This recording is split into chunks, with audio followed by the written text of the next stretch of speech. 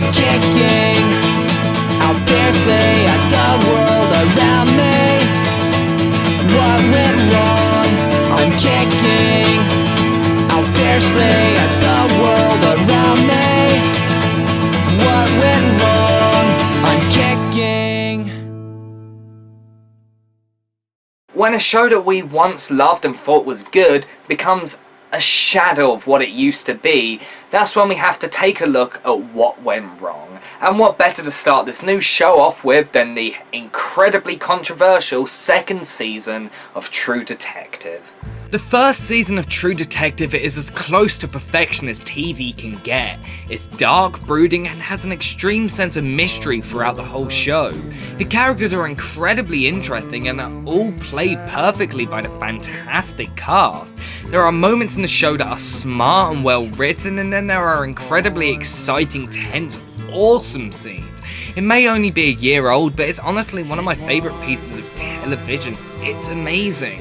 So I was incredibly excited for season 2 and was very open to something different. But at the end of the day, we got a season that was incredibly disappointing. The first episode may have been decent and the last couple episodes were really good, but overall the season just does not work even if you pretend the first season doesn't exist. In this video I'm going to discuss what this season did wrong, but also what it did right, so we can fully determine whether or not this season did go wrong. First off, we need to talk about one of the biggest problems with this season, the story. The first season had an incredibly simple story, at least at first. Two detectives were sent to investigate a murder, and we find out how the investigation evolves over 17 years and also the personal tolls that it took on the two leads. Story-wise, it's pretty simple. It's only later on in the series where it got a bit more complicated, but at that point we were so engrossed into the show that it had our full attention. Season 2, however, is incredibly complicated. It doesn't start off simple and then as secrets about the case are revealed gets more complicated. No, this show throws everything at you in the first episode. The first season had two main characters and the show was pretty much all about them. They had their own subplots, but since there were only two characters, nothing really got crowded or overly complicated. Season 2 has 4 different main characters, all with their own subplots, as well as there being the murder plot in the middle. So in 8 episodes we have to see all of these plots develop, and it becomes so complicated that you really struggle to follow along with everything that happens. I'm now going to talk about every single character in this show's plot, as well as the murder plots. I'm not going to spoil anything from the last 4 episodes, at least not yet in the video. First we have Ray Velcoro, played by Colin Farrell. Ray's wife is beaten and raped by a meth addict. Wanting to get revenge on him, Ray goes to mobster Frank Simeone, who we'll get to later, and is given the name of the person who did it. Ray most likely, although they never properly say it, kills the guy, and shortly later his wife gives birth to their son Chad. Due to how much what he did changed him and the possibility of Chad not being his son, the two get a divorce. This is all in a flashback as the show is set roughly 11 or 12 years later. Ray is a burnt out detective who finds solace in drinking and drug abuse. Ray works for Frank as a muscle man and beats people up for him. He has a troubled relationship with his son, and because of this is fighting a custody battle. Then we get on to Frank Simeone, played by Vince Vaughn.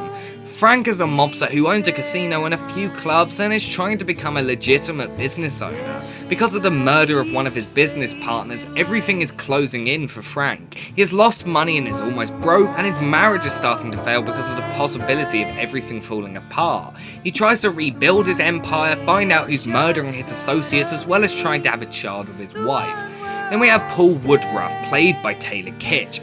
Paul is a highway patrolman who is suspended after he is accused of accepting a blowjob from a Hollywood actress to get her out of a ticket. He is struggling with his sexuality and is taking Viagra because he can't get aroused for his girlfriend. However, she ends up getting pregnant, so he has to look after her during her pregnancy.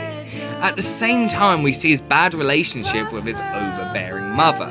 And finally we have our 4th character, Annie Bezarais, however you pronounce it, played by Rachel McAdams. Annie is a part of a missing person case. This case keeps coming back throughout the series despite the fact it's not important at all. While trying to find her, she ends up at a spiritual retreat owned by her father, who is an incredibly relaxed hippie. They have quite a few confrontations during the show that really serve nothing to the characters or the plot. She is also suspended from her job after she is accused of sexual harassment. So that's the characters. Oh yeah, there's a murder plot in there somewhere too. A man called Casper is murdered by someone. Who did it? Honestly, I had no idea until I looked up online.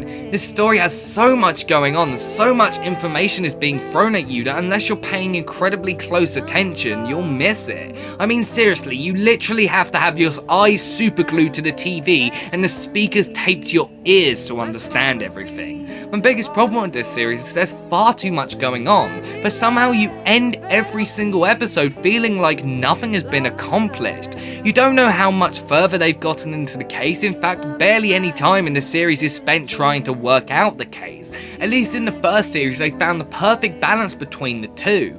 Also, those characters were so interesting that you really felt engrossed into the show. This series, there are so many characters in there and only a couple are interesting, but they're no Cole and Hart. The only two characters I liked were Ray and Frank. In fact, this series would have been infinitely much better if it was just about them. We didn't need Annie or Paul in there. All they did was make the series seem incredibly crowded. Despite the fact a lot of shit happens, honestly, this series is super slow. I was never interested or engrossed or excited. I just sat there constantly checking the time. Nothing important was happening, so why should I care? It's like watching someone paint on a blank canvas. It starts with nothing and you hope that eventually something good will come out of it, but it takes so long that you just get bored and want to leave and come back later and hope maybe some progress has actually happened. This series is by no means unwatchable.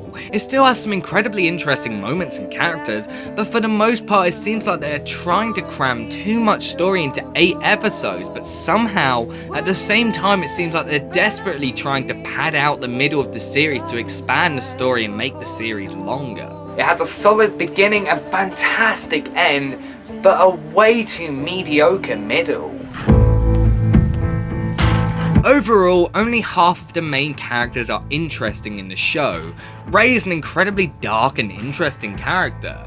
I loved seeing him unfold and evolve. He had a certain sense of twisted mystery to him, kind of similar to Cole in a way. I loved his subplot. Watching him interact with his son was incredibly tense because you're not sure how he's going to act, whether he's going to be calm and nice or whether he's going to snap and get angry at the littlest things.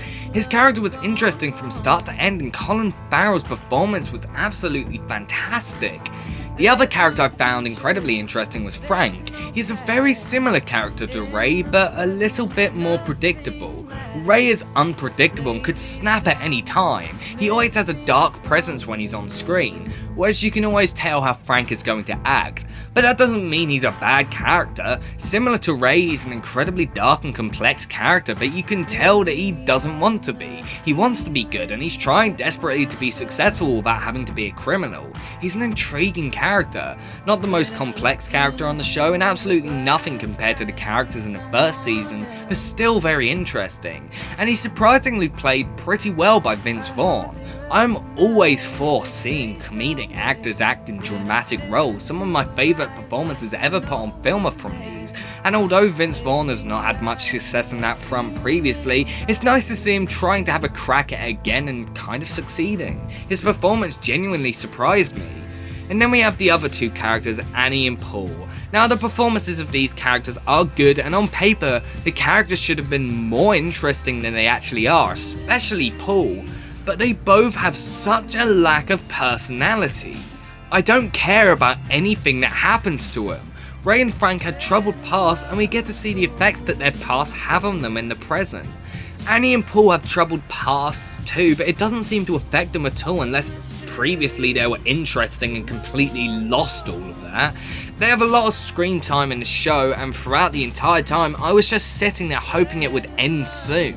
I honestly was close to fast forwarding the show a couple of times because I just don't care about the characters. They seem like they were added at the last second. As I said earlier, if the show was all about Ray and Frank, it would have been so much better. We could have had Ray trying to solve the murder using normal detective work and a little dirty work here and there too, and Frank using his mob connections to help solve it too. This could have been a solid season if it was just that, but it just completely falls apart because they're trying to add so much extra unnecessary shit in. Possibly the biggest problem with the story in the show is the murder case. This show is a murder mystery, but what made the first season so good was how well it managed to balance the case between all this incredibly interesting and deep character development. As more and more was discovered about the case, the more dark and twisted the characters got. There was an incredibly smart juxtaposition between the two. The murder case was incredibly engaging and interesting. You have no idea where it could go, and the fact they managed to focus enough screen time into developing the case made it more interesting. In this season, I didn't care about it whatsoever. It was just not interesting. They devoted barely any time towards the case whatsoever. Out of each 60-minute episode, maybe 5 to 10 minutes an episode was devoted to the case. If that. They could have taken the mystery into dark places like before, but instead they just don't seem to care about it. Also, there are things that could have been really interesting in the series if they were evolved properly.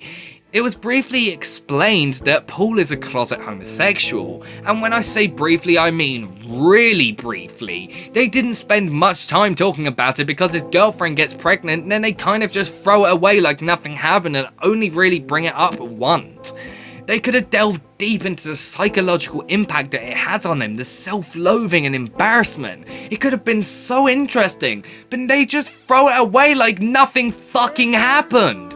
Oh yeah, and by the way, I didn't explain every little detail of the plot in this season. In fact, there's a lot of stuff I skipped over, mainly because I can barely remember them. But there are other characters in the season that are dropped quickly, as well as subplots that are introduced and forgotten about too. There's a lot of other shit that happens in this season that's just completely unimportant, so let's just ignore that. One of my favourite things about the first season was the writing. Everything was smartly written, there was great dialogue in there, and just all around the writing remains some of the best I've ever seen on TV. Then we get this season, which is literally the complete opposite. The writing is not completely incompetent or anything, it has some great moments. But the dialogue is so bad that it's shameful. Both seasons were written entirely by Nick Pizzolatto, apart from a couple episodes in this show that were written by somewhere else as well. And I swear, apart from in a few places, they feel like they were written by two completely different writers. And many times it is lazily written, definitely feels like he had no idea as of what to write, so he just started a new subplot because that was easier than progressing a previous one. In this season, the show started to stoop down to the level of The Walking Dead when it comes to cliffhangers. The episodes start off slightly strong, then are incredibly slow throughout the show, and then end on a huge cliffhanger. The second and third episodes are the worst offenders of this. It ends with Ray possibly being killed off. This would have been really interesting and an unexpected turn if they killed off the main characters 2 episodes in.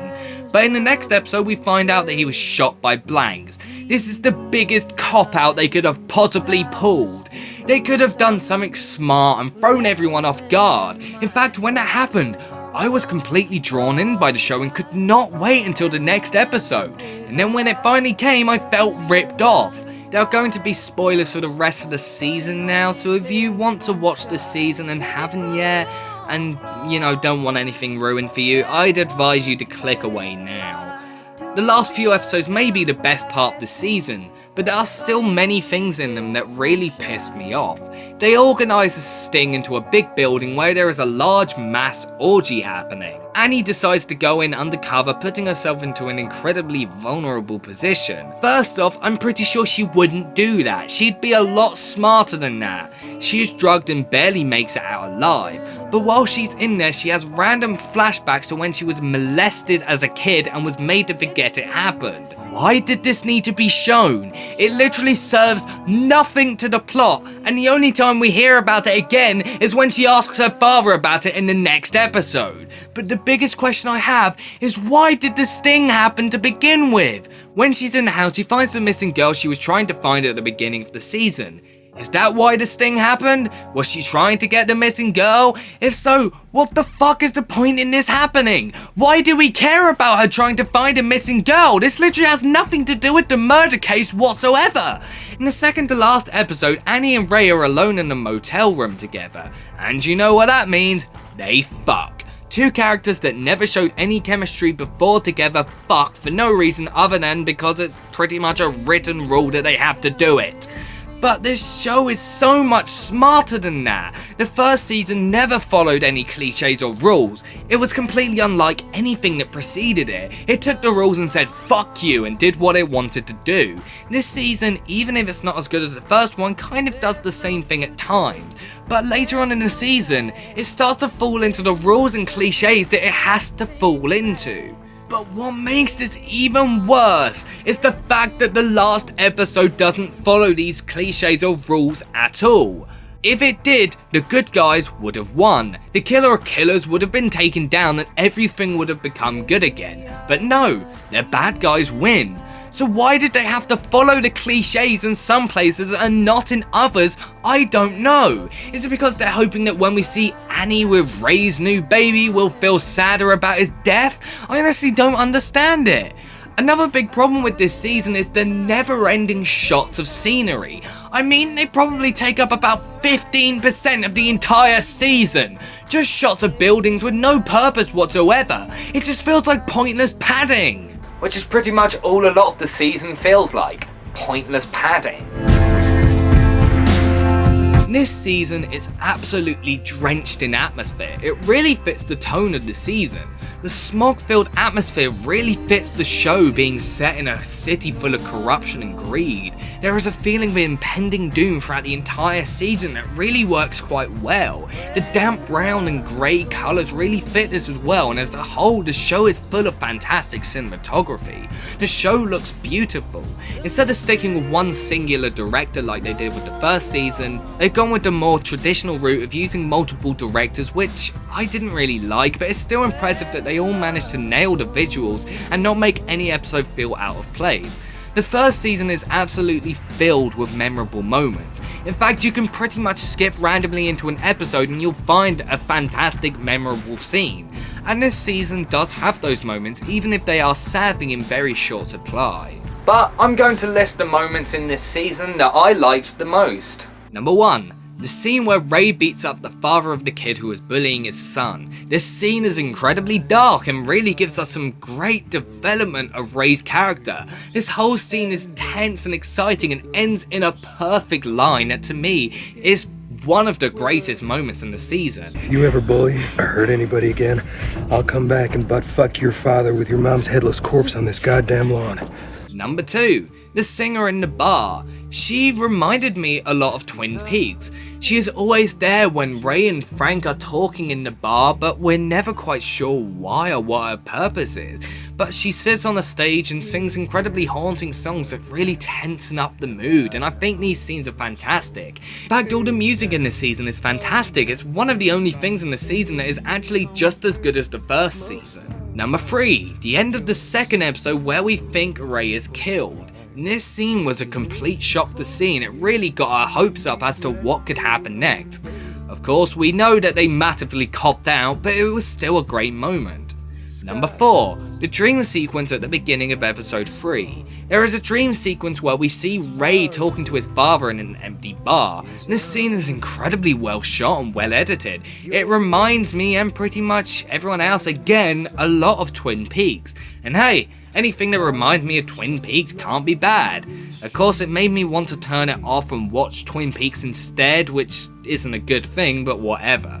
Number 5. Frank pulling out the guy's teeth. This season very rarely went to dark places, but when it did, Jesus Christ, it got dark. This scene was a really good development of the character and just all around fucked up.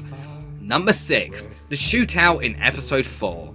Now this does not come anywhere even close to the absolutely fantastic shootout in the first season. That is honestly one of the greatest moments I've ever seen in a TV show, so there is no way they could ever top that. But they do a good job with this one anyway. It's exciting, well shot, and it's one of the most memorable scenes in the season. Number 7. Ray telling his wife he won't see his son again.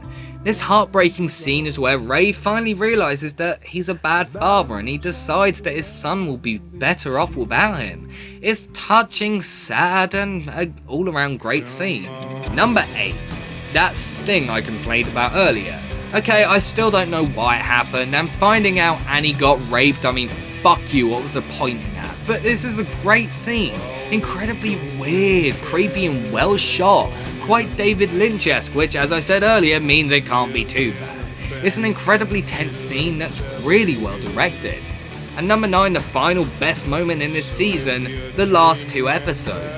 Everything starts to close in on the characters in these 2 episodes. The tension builds and builds, the isolation comes soaring in. These are just 2 really good episodes. It's such a shame that the rest of the season isn't as good as these 2 episodes, because if they were, then the season would have been great. The final episode is a fantastic end. Showing that the good guys don't always win was an incredibly smart move, and it made it more than just an average safe cop drama. Ray's death was incredibly emotional, especially the scene where he tries to send a final message to his son while being chased. That scene actually almost brought me to tears. It's such an emotionally captivating and fantastic scene. I also really liked Vince Vaughn's death scene where he kept walking across the never-ending desert only to find out that he'd already died. Him walking across the never-ending loop of desert was almost like he was walking through purgatory, and when he finally falls to the ground, that was him leaving purgatory. It's a really great goodbye to the character. And of course, Annie's ending, let's not talk about that. I don't like it, basically. There are a few other little moments here and there that I won't talk about, but those are pretty much the biggest things I like about the season. But when you compare that list to the sort of things I could say about the first season, there'd probably be 9 good things in every single episode, not throughout the entire season. There's no getting past the fact that compared to the first season, the second season of True Detective just does not live up to the hype. But if you pretend that season didn't exist and just look at this one as its own standalone show, does it work? Yes and no. The overly convoluted plot, terrible dialogue, and overabundance of characters is really what keeps this season from being great. There were some really great possibilities that could have been explored in there that are kind of just thrown away, and in the end, the season is a huge disappointment. It has some really great moments and is far from terrible. I've seen far worse jumps in quality, but overall, I just feel incredibly disappointed with this season.